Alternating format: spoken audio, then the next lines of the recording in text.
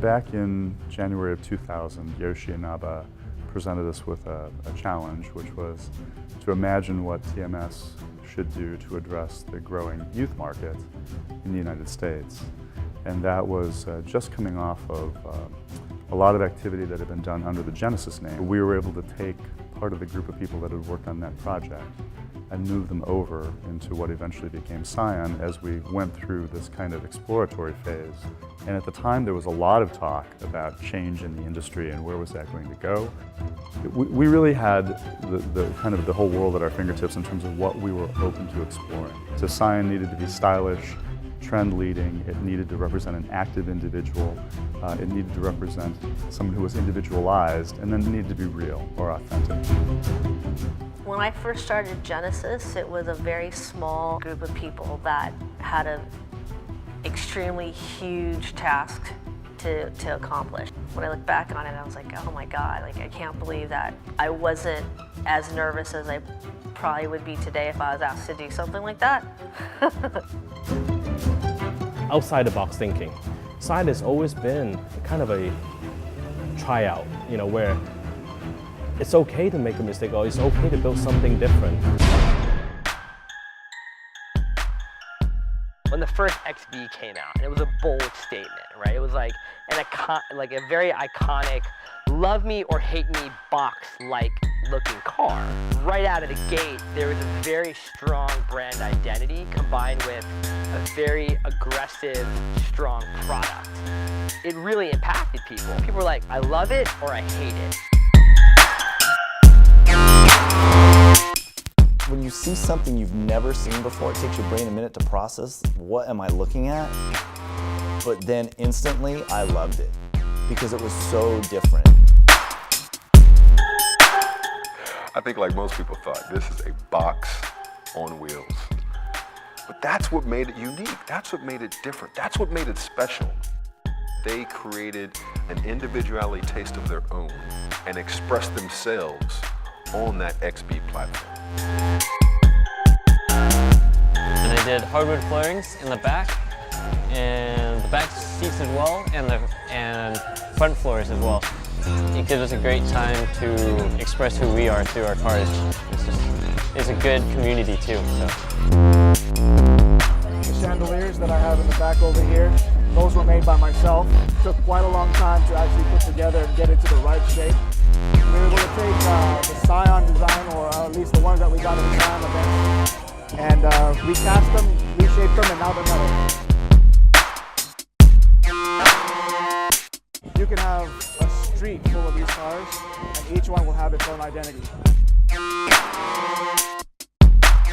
There was probably a bit of an underdog mentality that brought them all together. I mean, we were this little teeny brand that people couldn't even pronounce, and you had these weird boxy square cars that no one had ever seen before on American streets. And so your mindset to want one of those probably meant you thought differently than most people. And pretty soon when you saw one XB owner probably meet another XB owner, there was like this instant bond of like, hey, we're kind of us against the world.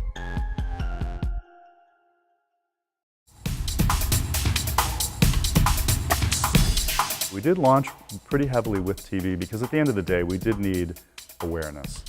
But once we had that first kind of level of awareness seeded, that's when we went a little more underground. That's when we really started to rely on literally hundreds of events around the country each month. Some of them very, very small.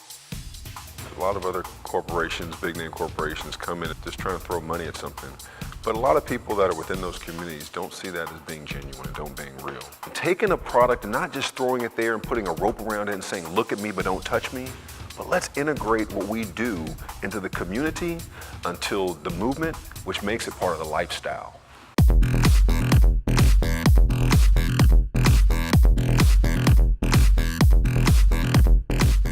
non-mainstream, non-traditional marketing tactics.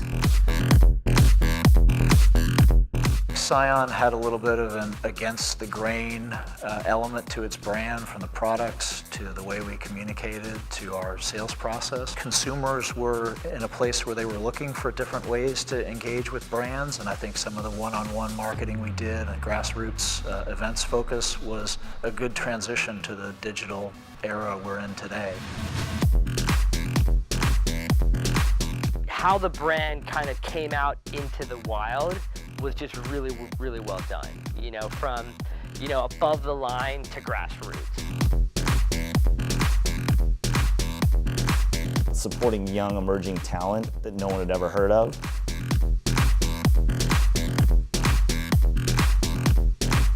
There was a lot of really intelligent deals that were made with artists. You know, to people that were kind of within the culture, it was really clear that this wasn't somebody Googling some big DJ or big artist and going, hey, let's pay these guys a lot of money so they show up at one corporate event and that's it.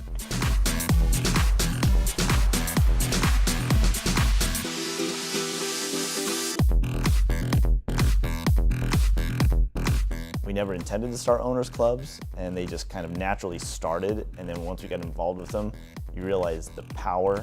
I could make one phone call or send one email or one text, and I would have 20 Scions show up the next day with probably the most passionate owners you've ever seen. And again, that was unscripted. That was completely organic to have these owner clubs really starting to come together.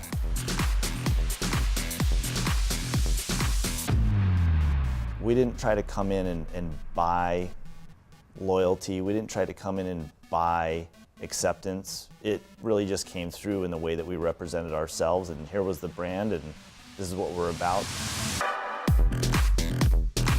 I would say the number one would be the event that we pulled off on Alcatraz. You know, if you can imagine negotiating with, you know, the federal government to produce, you know, a branded event on an island like Alcatraz, you know, shut it down to the general public.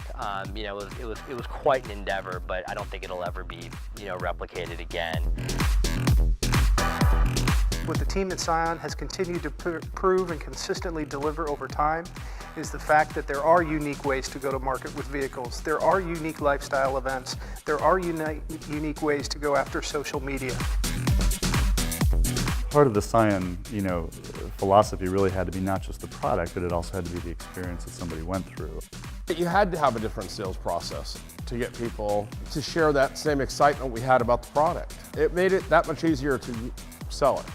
With things like Pure Price, it's going to help uphold the front-end profitability of it. You're not going to make a killing off of every car, but that person coming in, remember, that new to Toyota family, that new to the TMS brand number for Scion is still really high. Pure price philosophy is something that's core to what we do at Scion. You understand what the cost is. We embody truthfulness in this sales process. Scion having one price makes it easier for customers and ourselves, and accessorizing the car, personalizing it the way you want it, it's a lot of fun. It's not just about selling a car, it's about how do I get them interested in my dealership, my dealer brand, and get them being a part of me and a customer for life. I just really see Scion as being the gateway to really getting some people into your store.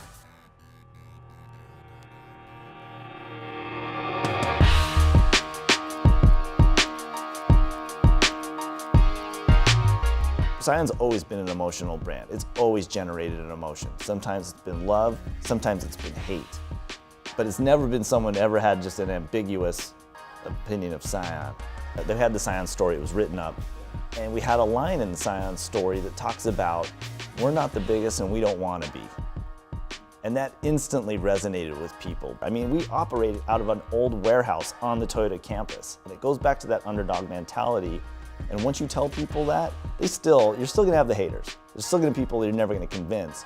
But the ones that I saw instantly change, it was just because they didn't know. It was just a lack of knowledge. When you're at Scion and you're this little teeny small team trying to run a car brand, the thing about being in the building was you all immediately realized that everyone's gonna wear more than one hat. Everyone's gonna be held accountable because if you have something go wrong, something fail, everyone knows who owns that. Scion is a brand that is run by an elite group of entrepreneurs from all different lifestyles, walks of life, and experiences and industry experience. It's not a mass-marketed consumer automotive brand, and I think there's a lot of enthusiasts out there that respect the individuality and the fact that Scion stands for something different.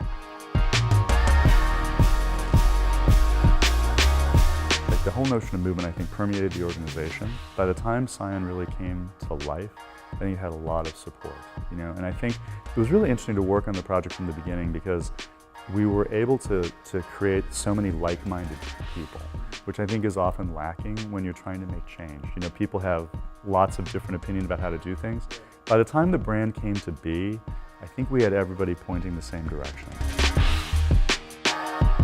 To lead a team that's got the benefit of both being a small in-house entrepreneurial group, but with all the benefits of working for a big company. So it's kind of permission to operate outside of the norm. So you get to look at product concepts that we would never consider for the Toyota Lexus brands, and also propose new ideas that would never fit in the box that we need to operate in. Scion gives us the opportunity to try some things in a lower risk environment, so experiment with our XB and XD sales before we take that to Camry and Tundra. I think with some of the shifts taking place with consumers today and the retail purchase environment, that experimentation ability is probably even more important today than when we launched. The exciting aspects of Scion were really just how unscripted it was and how free we were to kind of push the envelope, whether it would be marketing, the way we distributed the cars, and really just thinking in a non-traditional sense. And that was refreshing because Toyota was a very traditional company. And to have that freedom to make mistakes and see what worked. The one thing about Scion is we consider ourselves like a Scion family, but when every single one of the dealerships and those customers that come into that showroom or that purchase a Scion from 5 years ago, they're part of the family. So one thing as a sales consultant that you can do is to really continue those grassroots efforts within your dealership to continue that fostering of that family. Because we have fantastic new Scion products now. But unless we continue to invite and educate and showcase what we have to our previous customers, then I think we're missing a tremendous opportunity.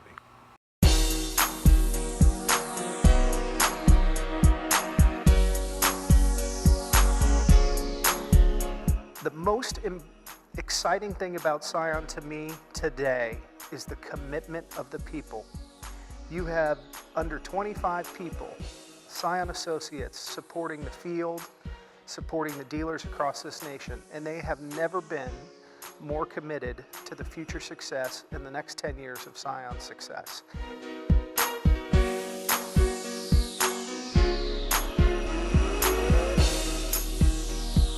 We love cars, we all do love cars. Having a new brand launch in the United States doesn't happen all the time.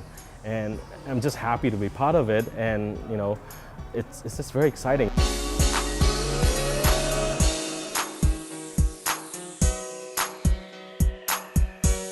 Training is obviously key.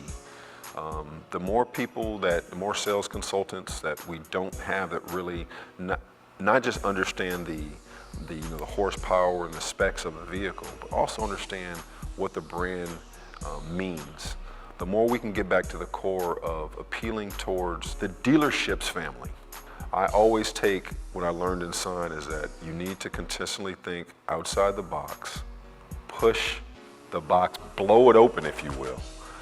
Because again, there are elements and things of ways in which we can think about our processes within our business, our product scheme, and how we interact with our customers that don't need to fall into the convention of what we've traditionally done.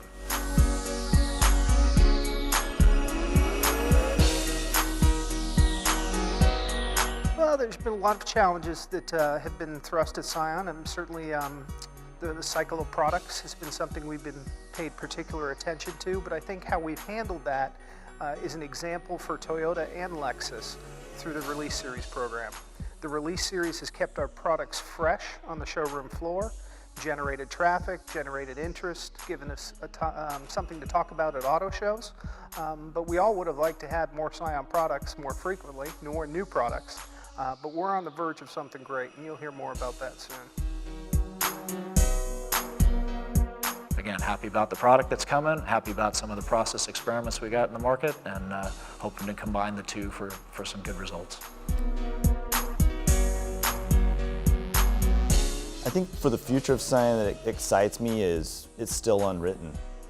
And when you think about where can it go and where it's been, it's not a sprint, it's a long-term play. And with the way the world is changing, the way that retail is changing, the way that technology is just changing all of us, Scion is the best position to react to that. Because again, Scion's the little teeny boat that can turn quicker. When you get to the bigger ships, that takes a lot more time for that to change.